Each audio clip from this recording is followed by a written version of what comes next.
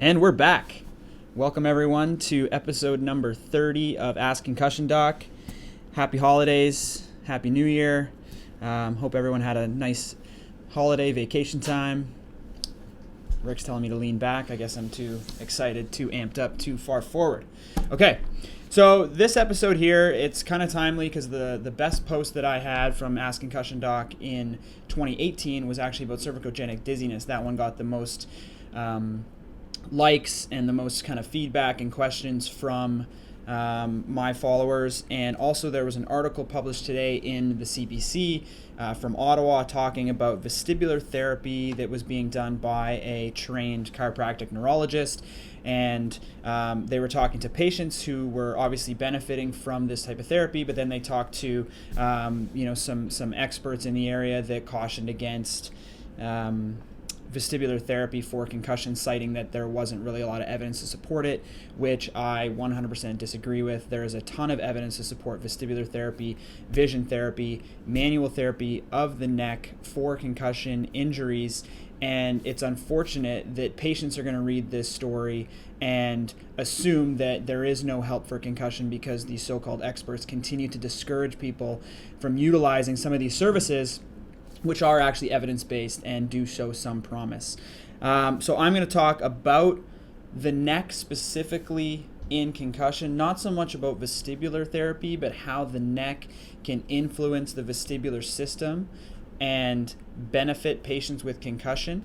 There was one comment that was made in this story from Dr. Tatter in Toronto, who's a well-known concussion expert, and basically he said that chiropractors may have a role to play in concussion recovery if the injury included whiplash. Now, I'm going to make the case that every single concussion involves whiplash, and that the fact that it's a chiropractor doesn't really make a difference in terms of the effective therapies that are available to patients with concussion and post-concussion syndrome, like vestibular therapy, like treatment of the neck, and like vision therapy, which in my opinion, they're so interconnected that you kind of need to address all three to understand what's going on. So we're going to talk about this. The neck in concussion. So the comment is the neck, chiropractors could play a role in concussion if the neck is involved, if there's a whiplash. Now, when you look at the amount of force required to cause a concussion injury, the G-forces that have been studied, if you look at, there was a systematic review in 2016 that looked and reviewed all of the impact-related data that we got from helmet sensors, all of these studies, and this is over 1.5 million impacts to the head. And what they did is looked at how much force it took to cause concussion, and in all of those impacts, the mean linear force required to cause concussion was 98 G's of linear acceleration and 5,700 rads per second squared, which is the rotational component. When you compare that, so that's acceleration of the head and the brain that's required to cause concussion. If you look at what's involved to cause whiplash, it's actually only 4.5 G's. So you're talking an injury that requires 98 G's to your head and only 4.5 G's to your neck. Well, if your head is getting almost 100 G's of acceleration during an impact, your neck is taking at least 4.5. Therefore, every single concussion that occurs will always have some element of whiplash involved in it, some sort of mild strain injury of the neck. And when you compare the symptoms of whiplash and the symptoms of concussion, they are literally identical. Both injuries will include headache, dizziness, balance problems, cognitive disturbances, memory and concentration impairments, fatigue, psychological disturbances. Every single symptom is a component of both whiplash and concussion. If they happen together and they look the same, how can we tell the difference between them? And there's been a lot of research looking at whiplash and the symptoms of whiplash, and they look a lot like concussion. So disturbances of cognitive and emotional functions. I'm just going through abstracts here.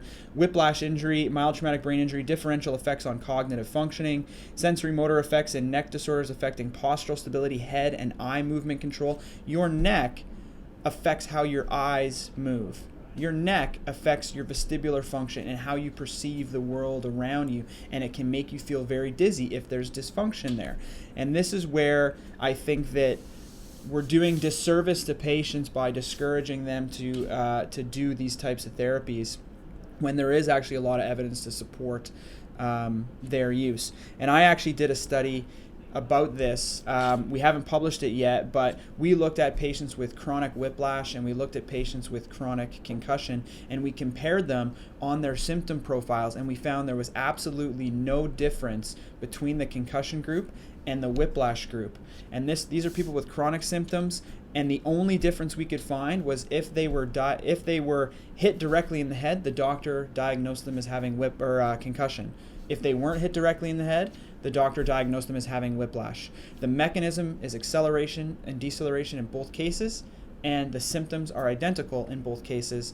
The only difference was whether or not they hit their head, but everybody knows you can get a concussion without directly hitting your head. So the symptoms are the same. How can your neck cause headaches? Well, there's this thing called referred pain. The easiest description of referred pain that I can come up with, I say this to my patients all the time, is a heart attack.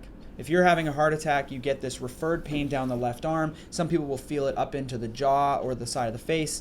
There's nothing wrong with your left arm. It's your brain saying something is wrong over here, but not being able to perceive where it's coming from. Your brain is not very good at picking up where pain comes from. Your head and your neck are developed from the same zones during embryonic development. And so neck pain can often feel like head pain. And so the muscle tissues and the joints in your neck, if they're really inflamed and really flared up, patients will feel pain in their head. They'll feel like they have a headache in the temples, or they'll feel like they have a headache right on the top of their head, or they'll feel like they have a headache right behind their eye. That isn't necessarily brain related. That is most likely neck related headaches. And if you can go to a good therapist that can find those areas, push on them, and recreate your headaches, well, you've pretty much nailed your diagnosis. That's the thing that I'm looking for when I'm assessing a neck is, can I reproduce the headaches that the patient is experiencing? So that's headaches. Now let's talk about dizziness. How can your neck make you feel dizzy? I did a post on this just yesterday because, like I said, it was the top post of 2018, so I just reposted it again to start off 2019. Now, there was a great summary article by Cheever et al. In 2016 that reviews this idea, or all the evidence around this idea for why or how the neck can make a person feel dizzy. Now, we've already established that the neck is going to get injured when there's a concussion. We already established the symptoms of the two things are going to be the same. Now, if the neck is causing dizziness and you're able to treat that, that dizziness can go away. And we've done this extensively in my clinic, and it's profound because you can get dizziness relief within 5 minutes of treatment, and the person is just completely switched from being dizzy to not being dizzy. Now, the effects don't stay forever. You have to treat this a couple times, but it's quite effective. Now, I'm just going to read the mechanism here, just kind of a summary that I made from Cheever's article for you guys. So, cervical somatosensory information is integrated with visual and vestibular information in the cerebellum. And this affects postural and ocular motor regulation as well as gaze stabilization. The neck also contributes to anticipatory ocular movements and postural adjustments during voluntary movement. Cervical afferents interact with the superior colliculi to produce the cervical ocular reflex and can supplement the vestibular ocular reflex to help stabilize gaze during head and neck movements. If this function is lost or impaired, the patient will feel dizzy. So this is the sensors in your neck, in the muscles and joints. They have Golgi tendon organs, they have muscle spindles that can tell you where you are in space, and if those are off because there's certain tightness in certain areas, or there's damage, or there's tearing, or whatever, you can feel dizziness because of the sensory information that's coming to your cerebellum. And it's not the same information that's coming from your eyes or your vestibular system. So the way to think about this is you have three systems working together to give you a sense of where you are in space. This is your vestibular function. You have your eyes, you have your vestibular nucleus, your inner ear semicircular canals, and you also have the spindles and proprioceptive mechanisms in the joints and tissues of your neck. If those three systems are all telling you the same information, like my head is level, my eyes are level, my ears are level, you're not going to feel dizzy. But if one of those pieces of data that's coming at you is altered or impaired in some way, whether it be, let's say, your semicircular canals, you have BPPV, you have a crystal that's kind of dislodged itself, that signal that's coming from your ear is not the same as what's coming from your eyes and from your neck, and you're going to feel this dizziness that goes. Now, if it's your neck that's off, the patients with cervicogenic dizziness, and this is a lot of concussion patients, what you'll hear them say is, I don't necessarily feel dizzy, I just feel off. Like they can't describe it, right? The room doesn't spin around them. They can't describe it, they just feel off. Like they feel like they're unsure of themselves, they feel unsure of their balance and all that stuff. This to me signals more of a cervicogenic component where your eyes are saying everything's level, your ears are saying everything's level, but your neck is telling you that your head is like this. Well, and for those that are just listening, I did a large rotation and lateral flexion to the left side. So if that's the signal that's coming in through your cerebellum, your brain is just going to go, hold on a second. Who do I believe here? Do I believe the eyes? Do I believe the inner ears? Do I believe the joint receptors? And that split second of misinformation where there's an alteration, this mismatch, that's when you go, whoa, hold on, and you grab onto something around you because you feel dizzy. This is the person that's driving and they feel fine, but then they shoulder check and they come back and they have this really quick wave of dizziness, right? This is they rotated their neck. Now, is this a visual problem? Is this a neck problem? Is this a vestibular problem? That's what you have to figure out as a therapist, but the neck is involved in those two components. So all of these things kind of tie in. Now, what's the evidence on this? Well, there's a lot of evidence for cervicogenic headaches. There's a lot of evidence that's been done by Bogduck, looking at injecting cervical spine joints with anesthetic as well as with pain stimulating things to recreate headaches for patients. So this is one of the most studied forms of headache is a neck-related headache. This is one of the forms of headache we know the most about, yet it's one of the forms that doesn't really get as much attention as any other headache, right? People will say, oh, that's migraine, and they'll put you on all sorts of medications. Meanwhile, it's just a neck issue that needs to be worked out by somebody.